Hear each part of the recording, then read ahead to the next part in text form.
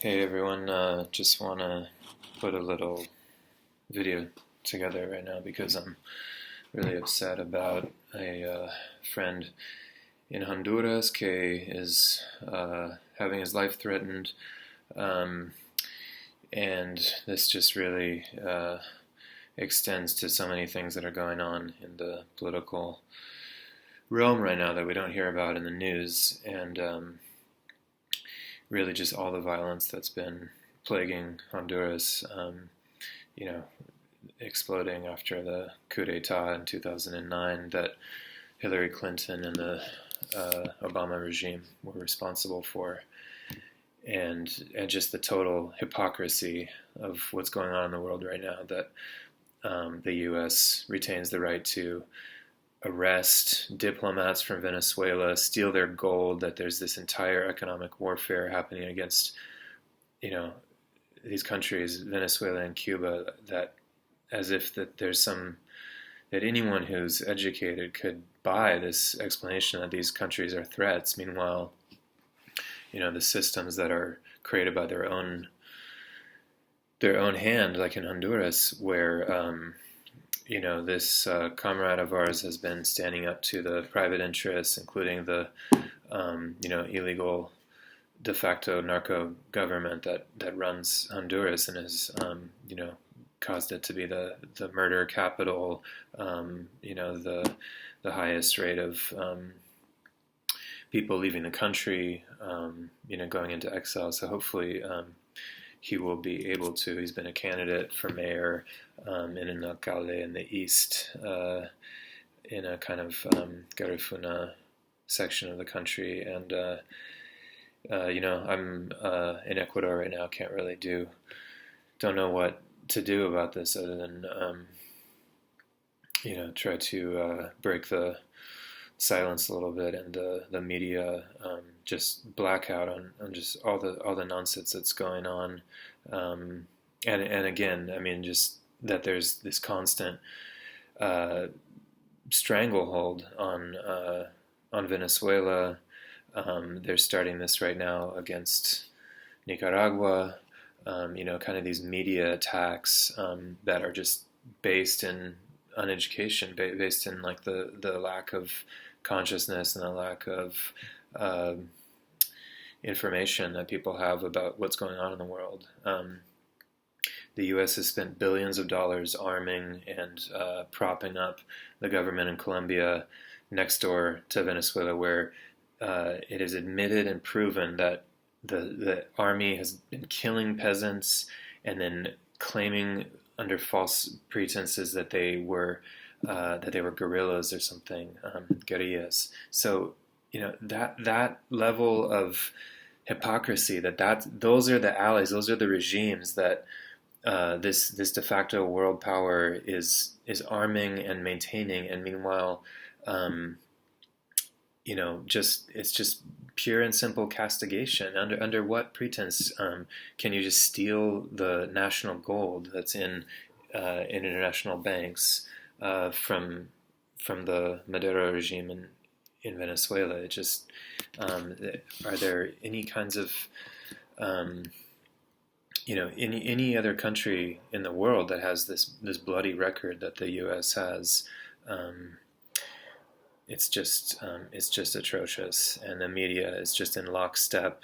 We just had this very interesting election in Peru. Right now in Peru, Bolivia, and Chile, there's another kind of perhaps turn to the left. I think that this is part of this kind of ongoing semi-permanent condition of like late capitalism, whatever the epoch that we're in is, that that the left in Latin America is sort of the one part of the world in a way where you can see the left coming to power and can raise hope for these regimes that are connected to social movements that are what's being called social democracy, actually redistributing resources and providing for the lower classes. And And so, I think that's like an important question for people everywhere, really, is how to support these tendencies, critically, of course, but instead of just the total ignorance and, muted and ambivalence that prevails right now about these developments. That Peru, for example, has an indigenous president from the highlands, Pedro Castillo, a rural school teacher, and the whole sequence to this election has just been, really interesting to watch. This is historic because this is a population that forms a huge part of that society and has been, ostracized and excluded from political participation in many ways, especially since the 90s when there was this uprising and the kind of notoriety there of Sendero Luminoso, a Maoist guerrilla group that, for many months in the early 90s operated as a kind of dual power regime, but because of massacres and the reputation of that faction that has become so poisonous. Every alternative, anything even mildly center left in Peru for the last 30 years has been painted as the return of Sendero Luminoso, or they're affiliated with this. So it really seemed like an impasse that nothing new could come out, but the political situation there has become so deadlocked, and the candidate who was contesting against Castillo in this recent election is the daughter of the former dictator Alberto Fujimori, and so there's sort of a necessity to choose sides here between this sort of return of the rhetoric of dictatorship and she refused to accept that it was an extremely close election, and so there was sort of this stalemate for quite a while after the election was finished, that Castillo couldn't be named as the new president, and it seemed to really take some compromising and in a way pacifying of the economic community and appointing some economists to the cabinet who have ties to the IMF and this kind of thing before Castillo was even allowed to assume office, amidst great rumblings of coup and the Wall Street Journal and the papers in the U.S. playing their part in this kind of red baiting and fear mongering about that this alternative that this is anything other than black and white, that it's a battle between two extremes, and just evidence of the extreme division within Peruvian politics. So it's a bit of a ramble. Let me just say that I'm planning to do a few more of these videos in the next short period. I want to talk about what the upcoming election in Chile is about, what some of the stakes are and some of the tendencies there. This is stuff I've been studying, staying in contact with friends and comrades in this region to kind of map out and try to help bridge this language gap and regional gap as well, where it just passes as a non-event. That a really fascinating moment several months ago, that a commentator with a very interesting voice in Chile, who's the grandson of the former president Salvador Allende, is talking about this potential turn to the left, what it would mean in the world economy, really geopolitics, for Chile and Bolivia, these countries that dominate a huge part of the global supply of copper and lithium,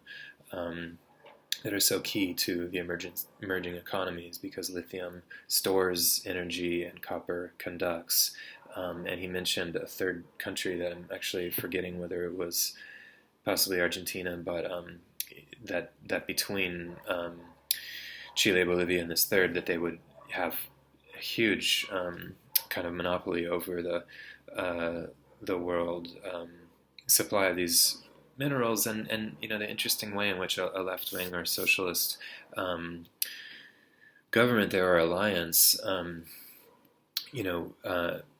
might be able to kind of restore some of the tradition of socialism in that region, and certainly, the Allende years were very interesting in that sense, where it seemed really like the crucible that Salvador Allende had nationalized copper, and this was kind of the death knell that the U.S. Decided, even if it meant an invasion, that they would see him deposed, and so is there some way that this kind of, I think I just lost it here. Yeah, that this kind of throttling of the world supply could, what I think has been in the wings for a long time, and is really the only way out of the impasse of this unipolar kind of global capitalist unistate that we're currently living under, is for some alternative path, some autonomy.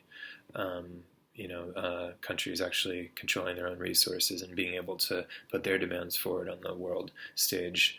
And I think there's something interesting too about the regionalism of the idea of a pact like that, and it really gets back to how recent these nations are at all, and their much longer history as indigenous territory, much of which is not ceded. And so, Chile, where the government, has been very light-skinned, and the ruling class, there's a huge racial divide there. The Mapuche, whose territory form a large part of the south of Chile and Argentina, have not ceded their territory, and they're political prisoners. They're listed as terrorists by these states. But they also still have a large amount of autonomy. So that question of indigeneity, along with Peru and Bolivia, where there are now, for the moment, these Bolivia, the MAS party seems to have overcome the U.S.-backed coup attempt in 2019. In a way that they're much stronger and more stable. Castillo's regime in Peru is very new and is deadlocked in the Congress, and so it seems like the question there is whether they can hold on, start getting some things accomplished, establish some connections that were lacking in this last election, where even kind of like urban sections on the coast in Lima, that there's youth movements in the cities that those bonds to the east and the highlands really have to be forged, and I think that is definitely a possibility. When you saw a lot of the old center right actually rallying around the former dictatorship and kind of showing their hand that between the two options they'll side with the the same forces that I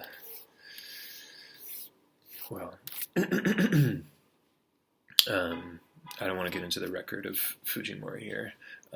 but I guess there's some questions here around the indigenous underlying of nationhood there, and that even the territory as it currently exists is a fairly recent creation. I think especially interesting right now is the echoes of the War of the Pacific, which happened late in the 19th century, in which Chile took a large amount of territory, extending its narrow coastline far north into former Peruvian and Bolivian territory. And this is at a time in which Peru and Bolivia, these largely indigenous countries, had been allied. The other powers went to war against the united Peru, Bolivia, to break the two back into two. And in the War of the Pacific, Bolivia was even left landlocked, and a really kind of dire legacy that contributed to its position in the 20th century as the poorest country in the continent, at times in rivalry with Paraguay. And one of the kind of apparitions under the Evo Morales years from 2005, 2006 to 2019 was the call that Bolivia will see the ocean again. That some solution where they'll find some way through the ocean is the access to the global economy and trade, and that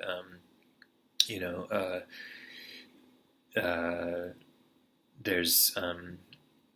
perhaps some kind of creative way of thinking about a reversal of the War of the Pacific 140 years later,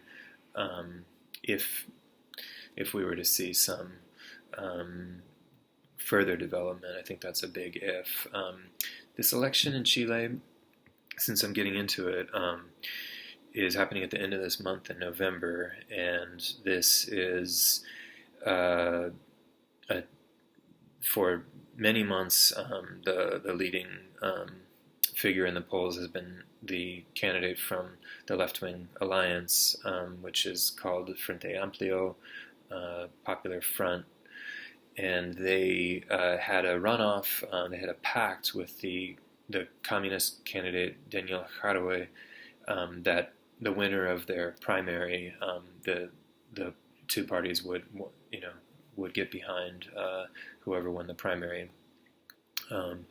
There was some controversy around whether people from the right were voting in that left-wing primary in order to first eliminate supposedly the more serious threat to capitalism or to markets or whatever in Haraway. But as it is, Boric from the Frente Amplio, another left-wing coalition, which at this point is probably most identified with the former student leaders of the Penguinos and these student risings in 2011, and Boric has roots in that as well, and but I also would just throw out that I think it's not. There's a lot of kind of echoes of the Allende years and the MIR, which was the left flank of the Unidad Popular in the 60s and 70s, and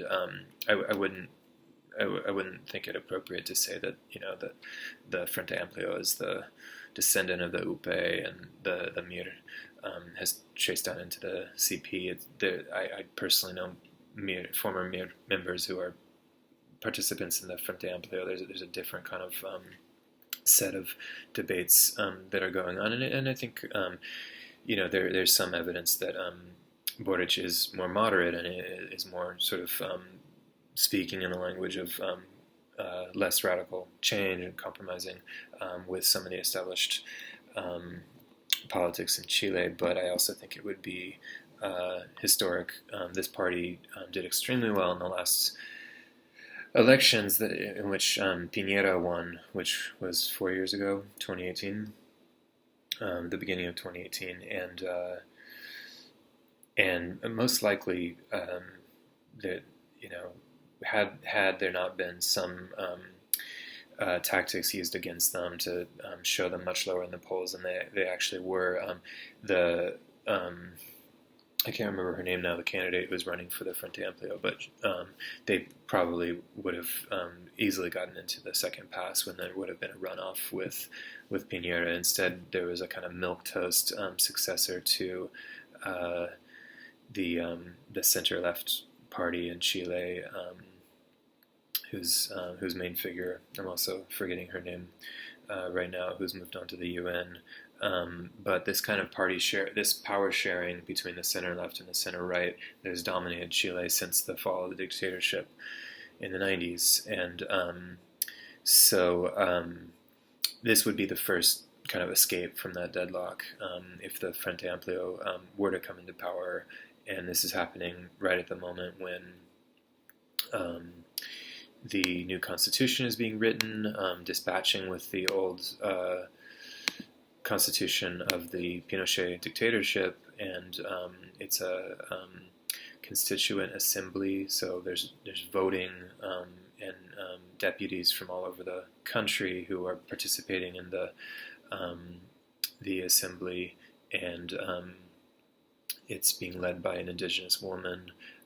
who has a good reputation, and this is also seen as kind of like a historic first. So I think a lot of activists are actually more inspired about the constitutional process than about the presidential elections. But that assembly rose out of the huge uprising that happened in 2019, and so we can see the effect of that uprising on this election as well. And so, in a way, it's time to kind of wake up and remember the ballot or the bullet logic of the way this has run its course in the past. That the Allende coalition in the '60s, running in a classic democratic, within the system lane of pacifism, but accomplishing the goal nonetheless of bringing a popular a mass campaign into power, and that the U.S. used military tactics and everything else to crush them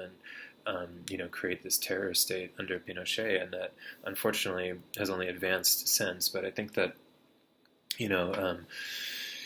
I would recommend these journalists at the Gray Zone who are doing a lot of interesting reporting on the region, definitely watching them to educate myself about these tendencies. And one of the things that they're commenting on is intersectional imperialism and the kind of new methods of the coup d'etats, the manipulation of social media, of artificial intelligence, the way that media itself is a part of this matrix of blocking accounts, also within social movements, like perverting them, turning them against themselves. That online is not really the natural space through which, like the old room meeting, the summit, or especially the occupations and the union meeting halls, these places in which you might say that there's some wisdom of the crowd that's able to emerge more, and that I think often we see the opposite effect online, of that there's a kind of lowest common denominator, the loudest voices in the room, but who have the least amount to say, that these algorithms that manage the online space and can exclude where do we even begin with who gets excluded